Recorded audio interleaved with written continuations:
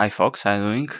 In the round number 8, both Norwegian players here played interesting games. Carlsen, they played that crazy game against Svidler, but Simon Agdestein as well played quite an interesting game against Veselin Topalov. Now Agdestein was white here, Topalov is black. Simon plays 1c4, the English opening, really a good day for English opening lovers. And once again we have the e5 response, going into the classical 4 knights English. Now g3, bishop b4, one of the main moves black has. Knight d5, theoretical bishop c5 move. Both players keep developing the castle kingside. d6. Here both e3 and d3 are very popular. Simon goes for e3, most probably trying to play a d4 in good conditions. Topalov anticipates that with a6 to put the bishop back to a7. And well, in this position, for instance, Grischuk, Svidler, Nepomniachtchi as white, they all have played d3. Simon goes other way, he plays b3, playing for double fianchetto. Topalov still goes with the bishop back, bishop b2, and now he takes on d5. He takes back, knight d7, more obviously attacking the pawn. And well, white has a logical way of defending that pawn with d4, but here the most natural continuation for black, f5, attacking that pawn chains base on e4, and this is probably easier and more fun to play as black, as black's plan is very clear. But that's why probably that Simon doesn't play just e4, he plays knight h4, defending the pawn with the bishop, but still f5 is very normal. And here Agdestein doesn't shy away, he tries not to lose all the center here against black pawns. He plays f4. Interesting. Topalov closes with e4, and now white has two bad pieces, the bishop and the knight. Still white has some resources to more or less keep the balance in the position, but black has already equalized at least.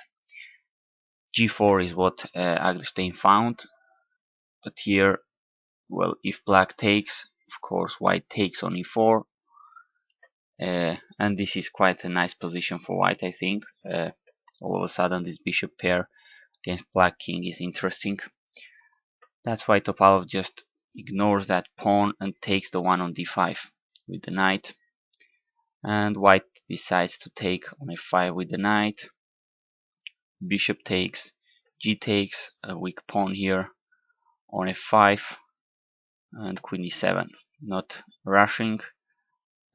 White has, apart from that e5 pawn, a bad piece on g2, a backward pawn on d2, and black's positional plan is very easy to play against these weaknesses. Even though Topalov lost the bishop pair, this is quite a comfortable position for black, I think.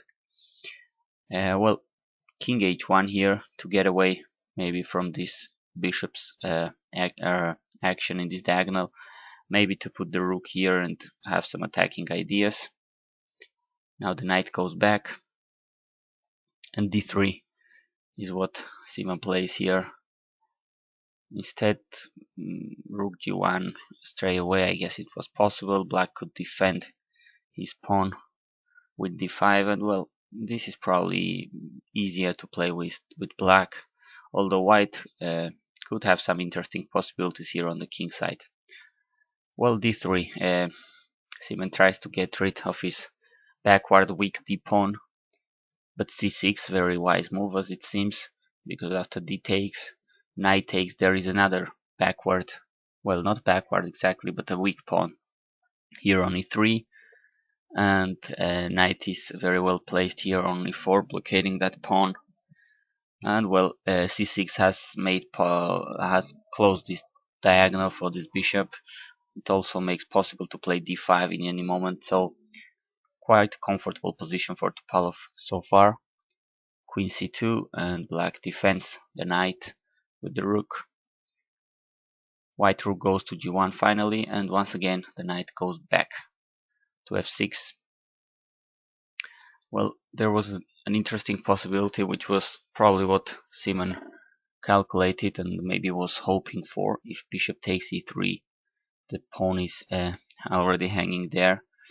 He was hoping for maybe bishop takes e4 and discovered the attack on g7. And even though black can take on g1, the other rook replaces the fallen one. And now still there is a huge attack on g7, so the black rook must defend that. And the bishop goes back. Still white has some potential attacks, threats here on the king side. And this is two bishops for a rook and a pawn, material imbalance. But dynamically, it is interesting for white this position. If we can add that to in white's favor, the bishop pair and aggressive placed pieces, and this is quite good for white. I think Agdestein would be very happy here, I guess. But Topalov doesn't allow this. After rook g1, he just goes with the knight back, as we saw. Now e1 needs further protection. Rook a1, queen f7, e4, and black answers with d5, arguing that these pawns will be even weaker if they keep advancing. I mean, if e5, now knight g4, some threats if the queen is not careful enough. f2, I mean, it's threatening to take the queen to avoid checkmate. f5 is very weak, so this is looking very good for black. That's why after d5, Simon just gets rid of that nasty knight with the bishop. Intermediate move, black takes the rook on g1, bishop goes e5, the bishop goes back to a7, and black has won the exchange. Or maybe we may say white has sacrificed the exchange, and he will try to see if with the bishop pair he will have enough.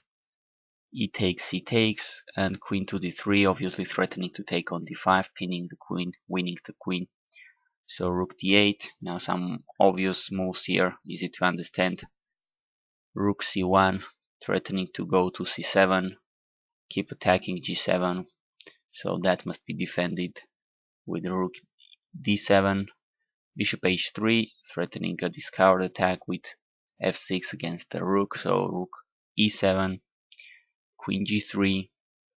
Once again, I guess threatening to play f6, taking advantage of this pawn being pinned against black king, so king h8. And that's about all white had. All the threats have been defended by black. Topalov gets away with the exchange, and now it's a matter of technique. Black is better, but he must find all the reasonable moves. Rook c2, I guess to put it on g2, as g1 was defended by the bishop to try to keep attacking chances on the king side. Now bishop b8, very healthy positional move, trying to exchange white's best piece on e5, very strong bishop there. Bishop g4, d4, black has a passed pawn here there. King g1, I mean, if bishop takes d4 here, queen check from d5, attacking both the king and the bishop, and white is losing. So king g1, but d3, rook d2, and now queen d5. Well, this is a little trick, allowing white to take on d3, but getting in with some attack against white king. That's what Agdestein goes for. He takes on d3. Now follows bishop a7 check. Both black pieces, the queen and the bishop, controlling very well these squares, forcing the white king to go towards the center. King f1, queen h1 check, king e2, another check on e4. Now if white goes back to f1, black has some extra interesting options like h5.